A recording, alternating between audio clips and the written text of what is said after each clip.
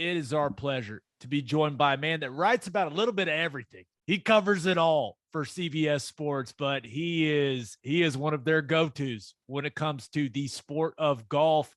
Kyle Boone is in the house. What's going on, man?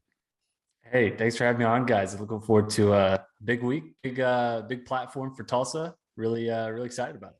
Yeah, so you're a Tulsa guy. So give us a sense of how excited the city of Tulsa and just everyone around Southern Hills is for this opportunity, right? That it didn't come out of nowhere, but it was not something that was exactly planned, and now they've got it, and there are so many intriguing storylines going into it.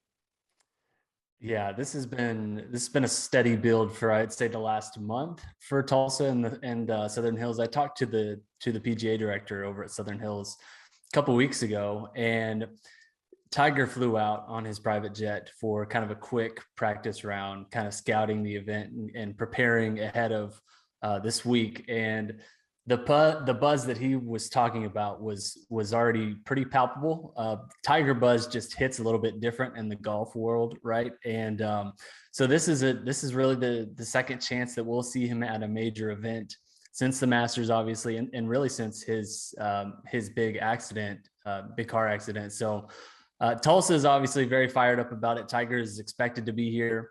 The reigning PGA Championship winner, Phil Mickelson, has obviously withdrawn. So that takes a little bit of some spice and some zest out of this event. But overall, I think this is a huge week for obviously for Southern Hills to be back in the major championship rotation. But the course looks nice. We've got a ton of rain over in this area the past couple weeks. And the course is going to be a huge challenge, I think, for this field for sure.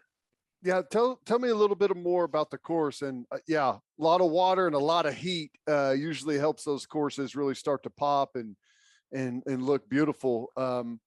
I've never played it. I've never seen it. I've never walked it. I have no idea about this course. Just kind of tell us a little bit about the layout. What are some of the fun holes? What are some of the challenges that it presents to the players? Just kind of a general overview of the course.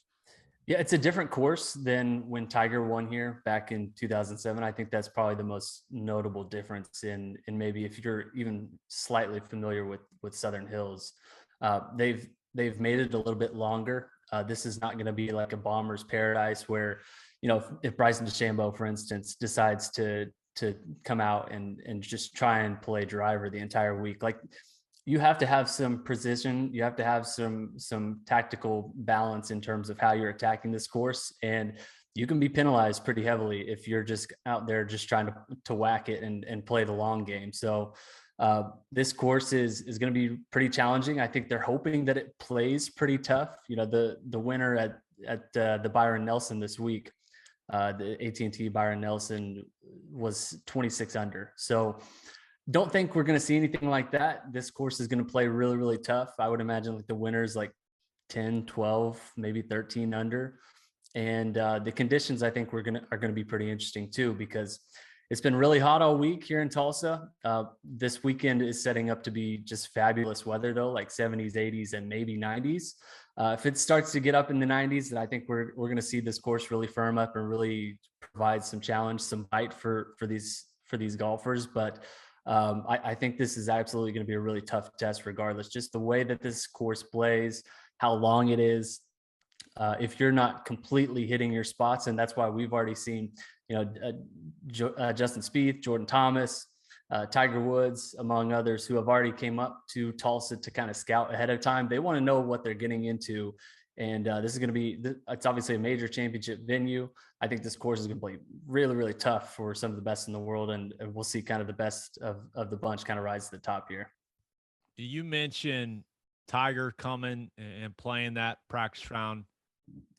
And it turned into this thing about, is it an unfair advantage for him? Right. The yardage book, working with the Southern Hills staff, like all that stuff. Guys, he's Tiger Woods. I mean, sometimes you just get treated better when you're the best one to ever do it. But as far as his game and like, what do you expect from him especially compared to what we saw from him at the Masters. Like, how much better do you expect him to be with a little more time removed, like you're saying, from the car accident? It's tough to know, really. When we saw him at the Masters, he had a great first round, kind of set himself up good for the weekend, obviously made the cut and played 4 rounds. But if you watched the Masters, you saw that throughout the week, Tiger was favoring the leg a little more often and a little more often, and a little more often.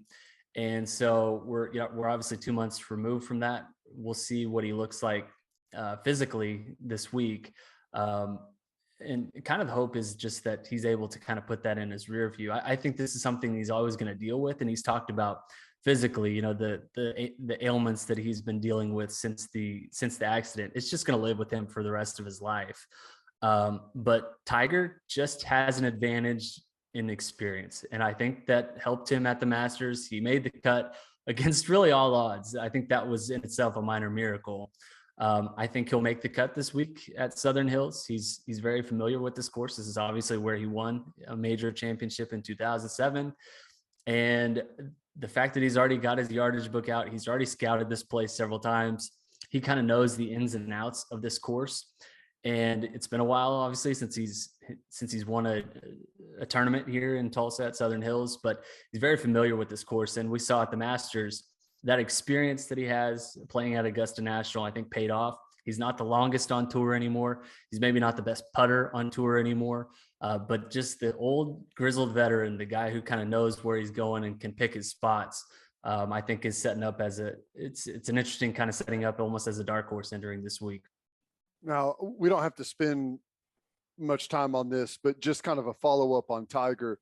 Mm-hmm. You know, one of the things about Augusta is the hills, and it's not an easy walk, I guess, is what I'm saying. And that took its toll, as you pointed out.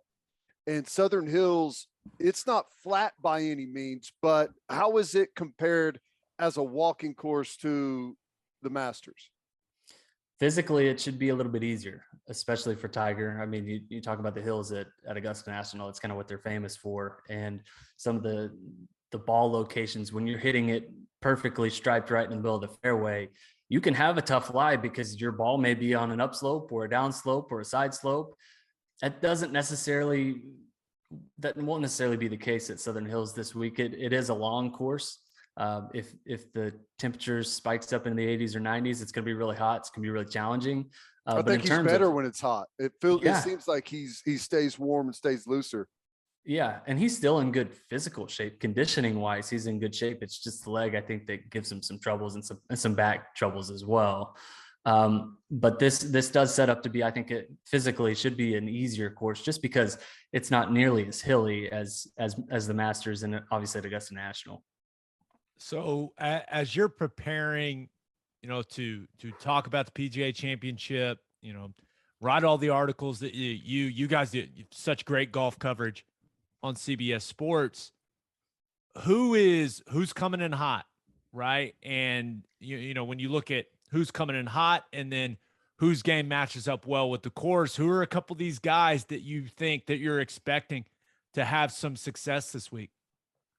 Scottie Scheffler is the first name that comes to mind. I mean, he's probably the hottest golfer in the game right now. He's won 4 of his last 7 events.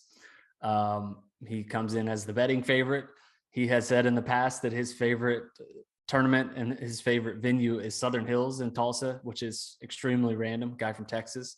But he seems to really like the course. He's played very, very well. He keeps winning during this season, has really kind of emerged as one of golf's brightest stars. He's the name to know. A guy that I really like and a guy that I'm actually taking to win this week is Jon Rahm, former world number 1. Scheffler is the current world number 1. But Rahm is kind of the anchor. He won the US Open at Torrey Pines last year. He's got a major championship under his belt. He is just the most steady and consistent presence over the last few years on the PGA Tour. And then another guy to watch, 25-year-old Colin Morikawa is one that I'm keeping an eye on. He's a 2-time major champion. He won the PGA 2 years ago.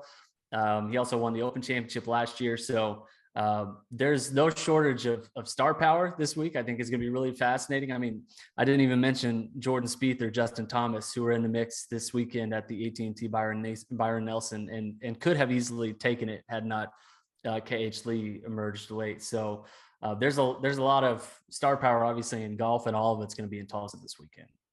How about the local guys? A lot of really good local players on tour, and I imagine that's somewhat of an advantage because they've probably played this course way more than most of the tour pros. So any local guys that you feel like could make a run at it?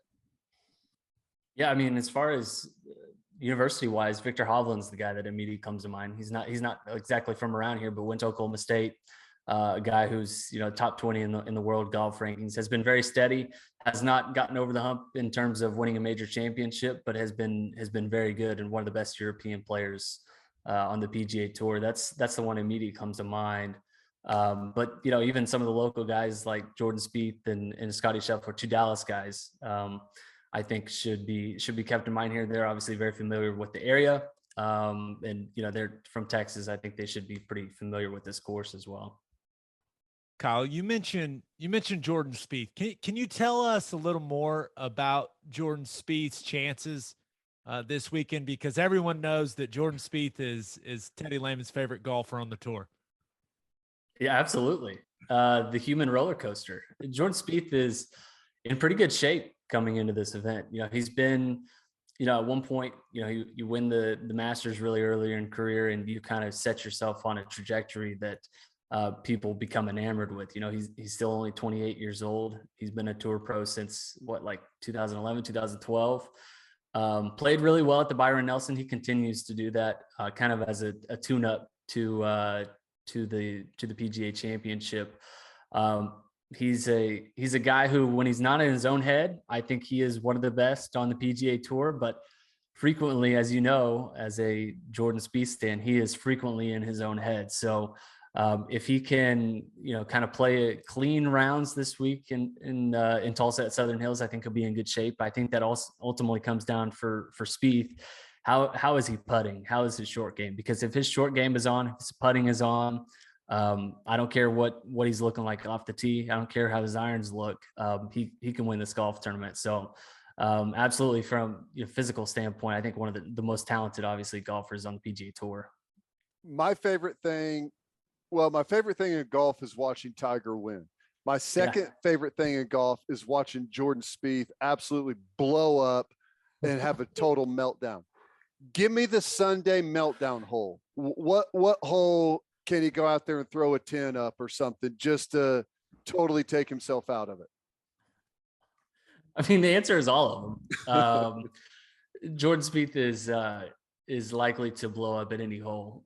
There's a couple par fives on this course that are really long that I think people are going to score high on. The 8th hole is a particularly challenging hole at Southern Hills. And I think it's where you'll see most of kind of the patrons kind of collect throughout this week, because there is a high possibility of carnage on the 8th. And so the chance of, kind of blowing up and getting a double bogey or triple bogey before you make the turn, I think is pretty high. If you're on Jordan Spieth watch this week, I think that's the hole that you probably keep an eye on. High possibility of carnage on the 8th. The quote of the week right there. I love that. I love the sound of that. Love that. Now, when you look at some of the betting odds, right? Scheffler and Rahm, kind of the favorite, depending on where you look. And then there's kind of this group of Morikawa, Rory, JT, about 16-1. Then you get to your Hovland, Cantlay, Cam Smith at 20-1. Like, Cam Smith is one of these guys that he's having a hell of a year. Do you think he could factor in with the way that he's coming in playing? Yeah, absolutely. I mean, he, outside of Scottie Scheffler, right? I think Cameron Smith is arguably one of the best golfers, at least one of the hottest golfers on the tour right now. Cameron Smith, just a dynamic short game. I mean, he's long off the tee. He's exactly kind of what is right now being so successful on the PGA Tour. You look at another guy like Joaquin Niemann, who we're looking at the same odds, 35-1. He's one of the only golfers to win on tour this year, not named Scottie Scheffler.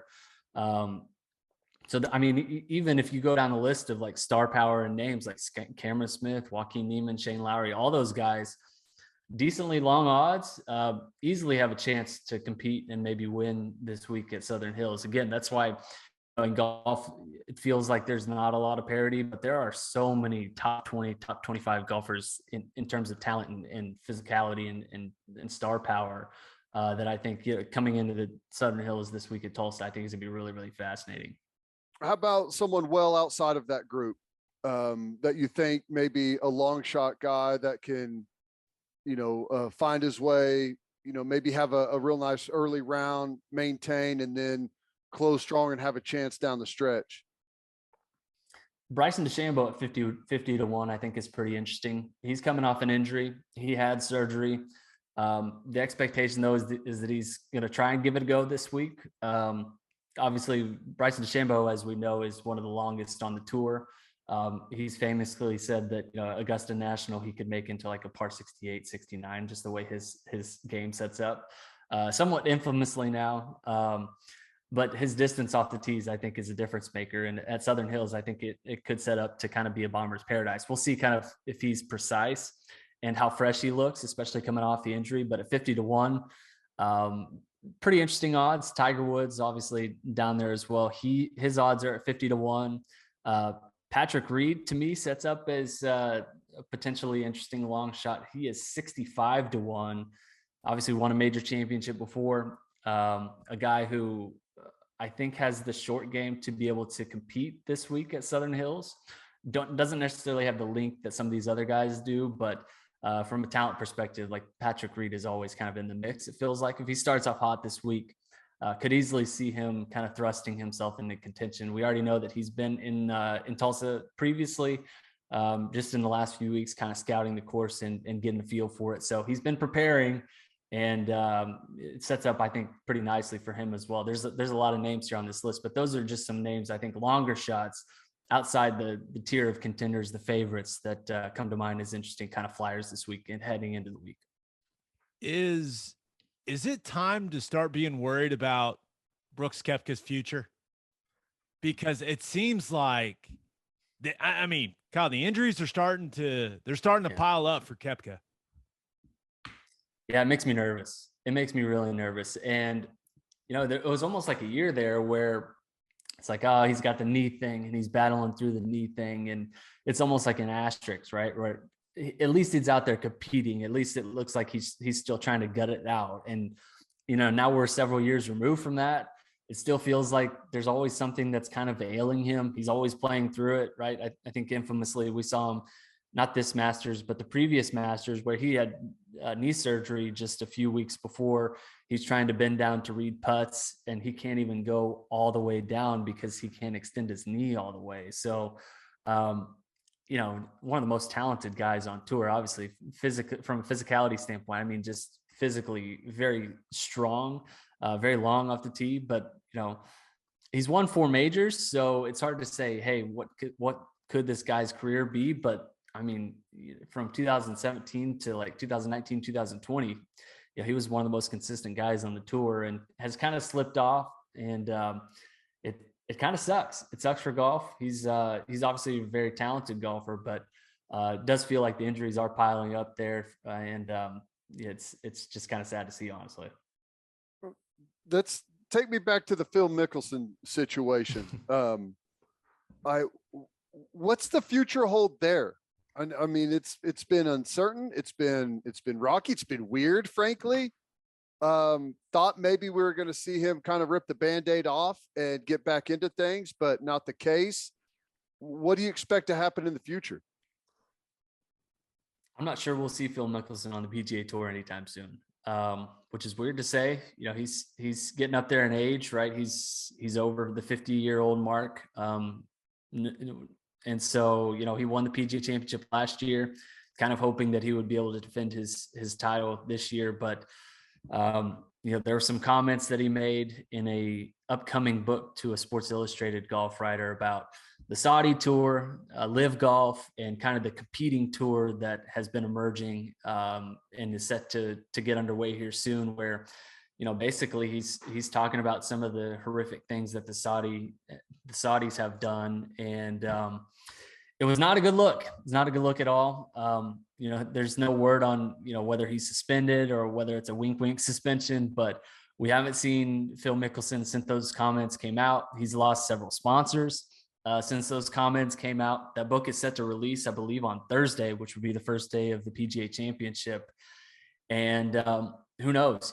I think there's a chance that maybe the next time we see Phil Mickelson talking to the media will be like whenever he's preparing to enter the next Saudi tournament. Like, I think that's very possible. And maybe he just rides off into the sunset and just tries to cash in. The Saudis are offering a ton of money on their competing tour. But it would be kind of directly in conflict with what PGA Tour officials have said publicly in terms of allowing their PGA Tour golfers to play on the competing tour. Those who have already applied for waivers to play in that event, in that circuit, have been denied. So if Phil ends up surfacing on that tour, then we kind of know that maybe the PGA is going to allow that. So his future as a professional, at least on PGA Tour, appears to definitely be in doubt at this point. Because you're right, he's getting up there, and I know we won the PGA last year, but he's at the point in his career where he's not going to be racking up a bunch of wins right on the tour. But the reason it's such a bummer for me, Kyle, and how awkward and weird the situation has got is because I always thought he was going to be the guy that like replaced Nick Faldo, like as the, one of the voices of golf, right? We saw the stuff he did with the match and all this stuff, and he was incredibly entertaining. And it seemed like that's where it was heading, that Phil Mickelson was going to be part of our golf lives for forever, seemingly, because he was just going to slide into the announcing game. And now this whole thing is like, we haven't seen or heard anything from Mickelson in an alarming amount of time now. So I don't know. That whole aspect of it is really interesting, because if he's not on good terms with the tour, I can't imagine that one of the television networks is going to say, yeah, be our lead analyst. Yeah, it felt like he was on kind of the Tom Brady trajectory, only like a much more definitive trajectory, because with Tom Brady, right, he signs a 10-year deal with Fox for whenever he's going to retire from football to be a football announcer. We haven't seen Tom Brady, at least in that forum. We've seen Phil Mickelson on golf broadcasts, and to your point, he's been fantastic. His comedic timing is impeccable. He obviously knows the game as a multi-time major champion. The insight he brings as a golfer, both present and past, I think is that type of insight is exactly what TV executives look for. And yeah, I totally agree with you. I think, he was a slam dunk to be kind of the next media star, especially in golf, where, outside of Faldo and Nance and a few others, there's really not that many. And I imagine eventually all of this stuff will blow over. His comments that he made, I think we'll eventually kind of see Phil Mickelson and kind of his career from a larger perspective. But yeah, I think there's a reason that he has not made any public statements here in the last few months. And I think he's kind of waiting for some of this stuff to die down. The media hit, kind of the PR hit that he took in making those comments was obviously very significant. All right. Tell me who wins this thing. Who wins the tournament? It's Jon Rahm, baby. 11-1. He's already won a major before. He's always very consistent. He's always in the mix. I feel like his short game definitely translates to Southern Hills. If he's able to hit it straight off the tees, I think he'll be in good shape. He's obviously one of the best ball strikers on the tour. That's my gut pick at this point, Jon Rahm. Wouldn't be surprising at all to see Scottie Scheffler get in the mix. I'm definitely rooting now for Jordan Spieth after Teddy has revealed his Spieth love to me. So it should be a great week at Southern Hills. Okay, one last one, Kyle, and let you get out of here, man. Yeah, you do a ton of work on the NBA draft, mm-hmm. and the lottery's on Tuesday. I am a big Thunder guy. May the ping pong balls bounce in our favor, but let's say they do end up with the third, fourth, oh, God forbid they get the fifth pick, but who are a couple of guys that you think, as you've evaluated them and you think about good fits for the Oklahoma City Thunder, who are a couple of guys that are on that list for you? The top two that immediately come to mind, Chet Holmgren from Gonzaga. He's 7 foot, 195 pounds, just a beanpole, but an elite defensive prospect. I feel like he would fit just an absolute role in OKC. Just being able to play in the front court where they obviously need some talent, and a defensive anchor, I think long-term for the Thunder would be really, really interesting. Number two, I think it's Jabari Smith from Auburn. And I've seen some odds here in the last few weeks that have him as potential front runner to go number one in this draft. I don't think he's the number one pick in this draft, but if the Thunder slip to number 3, I think he could be an excellent consolation prize. He's 6'9", 6'10", great shooter, a guy who I think is gonna be a really good defender in the NBA. And so we'll see. I hope the Thunder get some lottery luck. It's going to be really interesting if they get to 3 or 4, because do they take Jaden Ivey, who's maybe not the perfect fit, or do they go, kind of high upside swing with Paolo Banchero if he ends up sliding? They need the lottery balls to kind of fall their way on Tuesday night. It's going to be really interesting. Ever since I saw how Paolo handled Martin Brundle thinking he was Patrick Mahomes, I like that guy a little more. I like that guy. That was pretty. He handled it well. Kyle, you're the man. I appreciate it. I'll be out there Saturday and Sunday, so hopefully I'll run into you out there at Southern Hills. But hey, always appreciate the time, man. Thanks. Okay, thanks, fellas. We'll see you.